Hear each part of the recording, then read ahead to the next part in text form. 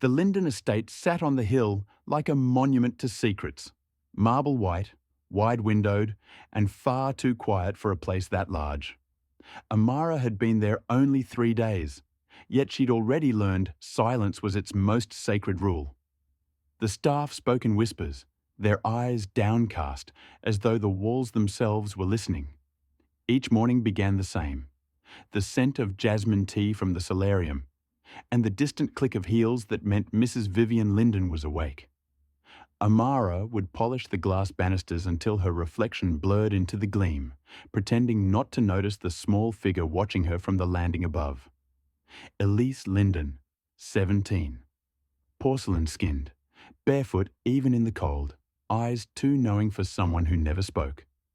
They said she'd been born mute, but Amara couldn't quite believe it. Elise watched too closely, lips parted slightly, as if the words were caught just behind them, waiting for permission to come out. "Don't try to engage her," the housekeeper had warned that first day. "The girl doesn't like attention. Her father insists she's delicate. Delicate." That word tasted wrong to Amara now. Elise didn't look delicate. She looked trapped.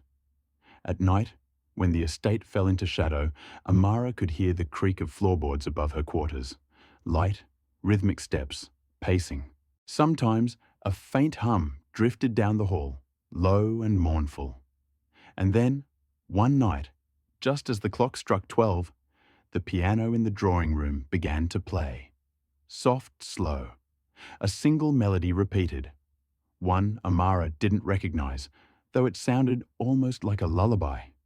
She crept to the doorway, her heart hammering. The keys moved, faintly lit by moonlight, but no one sat at the bench. Then she saw Elise standing in the corridor, head tilted, eyes wide and wet. Her small hand trembled as she pointed toward the sound. Amara whispered, "Who's playing?" Elise only turned her gaze toward the piano, and smiled, just barely, as if she already knew. The next night, Amara would follow the sound. The next morning, the piano keys sat still, the melody gone. But its echo lingered in Amara's chest.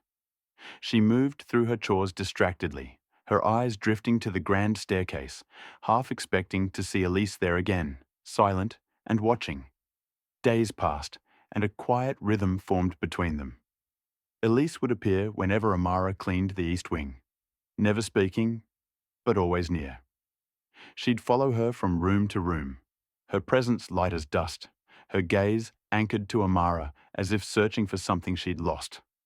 One afternoon, while dusting the study, Amara heard a voice, deep, controlled, male. "Miss Elise," said Mr. Linden, "you shouldn't wander without permission." Amara froze behind the door. She couldn't see him, but she could hear the smile in his tone, that kind of practiced gentleness that came with power. Elise's silence pressed against it like glass. A chair scraped, then a sudden slam. When Amara peeked out, Elise stood rigid, her knuckles white around the edge of the piano. Mr. Linden turned and caught Amara's eye. "Curiosity doesn't suit the help," he said pleasantly. "Remember your place." That night, Amara found Elise in the upstairs bathroom, staring into the fogged mirror after her bath.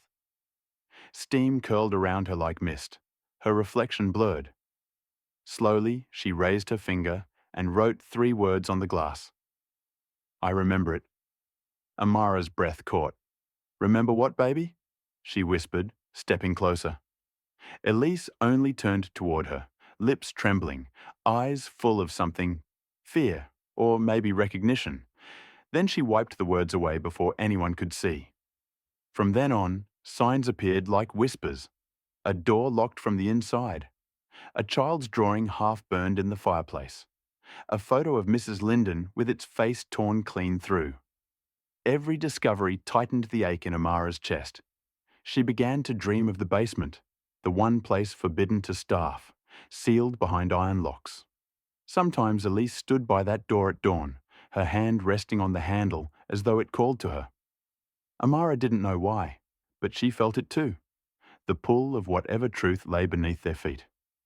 And when thunder rolled that night, rattling the windows, she heard it again, faint and breathless, Elise's voice for the first time, whispering one word through the storm.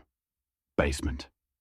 The storm came like a scream through the valley, wind tearing at the shutters, lightning flaring across the marble floors. Amara lay awake, heart pounding to the rhythm of rain. Then came the sound again, soft, uneven footsteps outside her door. She rose barefoot, the candle trembling in her hand. Elise stood in the hall, hair soaked, nightdress clinging to her thin frame. Her lips moved, barely sound at first, then one broken word escaped. Basement. It wasn't loud, but it was enough to shatter the quiet spell that had ruled the house. Amara stared, stunned. The girl who had never spoken was looking straight at her, eyes pleading. Elise, she whispered, show me. Elise turned, moving fast down the corridor, candlelight flickering against the portraits of ancestors who seemed to watch them go. The air grew colder as they reached the locked iron door beneath the staircase. Amara tried the handle. It wouldn't budge.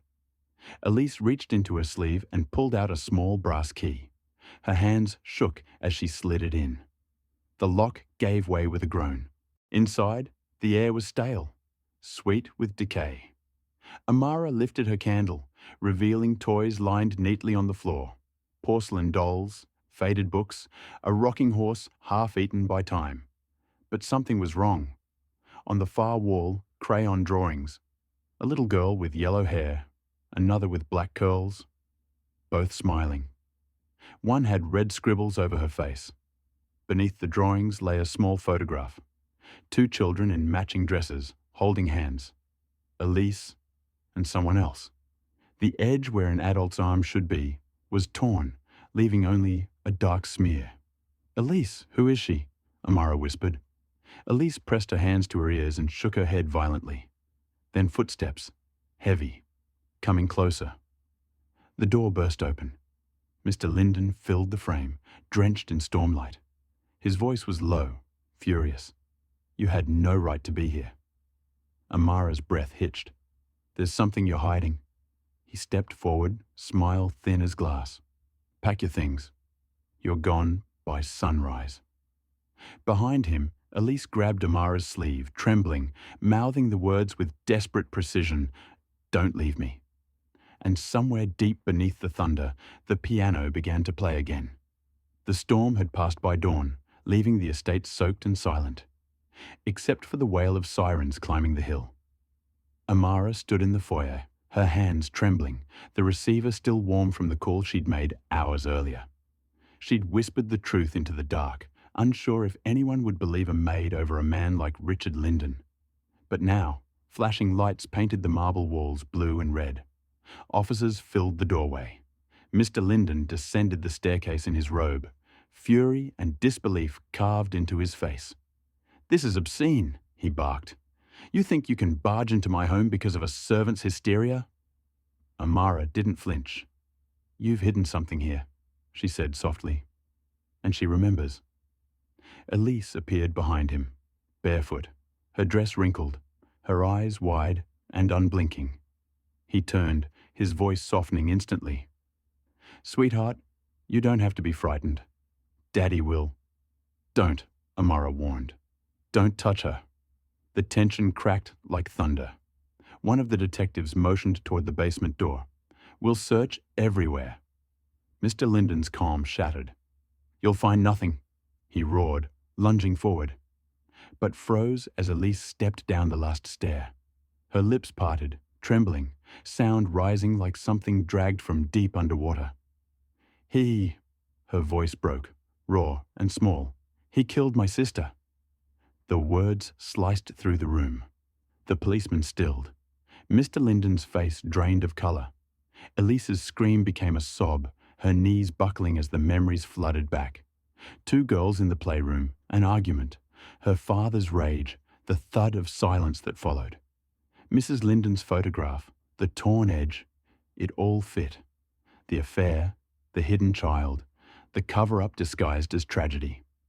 As they led Mr. Linden away, his shouts echoing down the hall, Elise clung to Amara, trembling violently. The girl's voice, once trapped, now trembling but alive, whispered against her shoulder, "It's over, isn't it?" Amara held her tighter, tears burning her throat. "It's never over, baby," she murmured. "But you're free now." Outside, dawn bled through the rain clouds, pale, cold, and finally awake.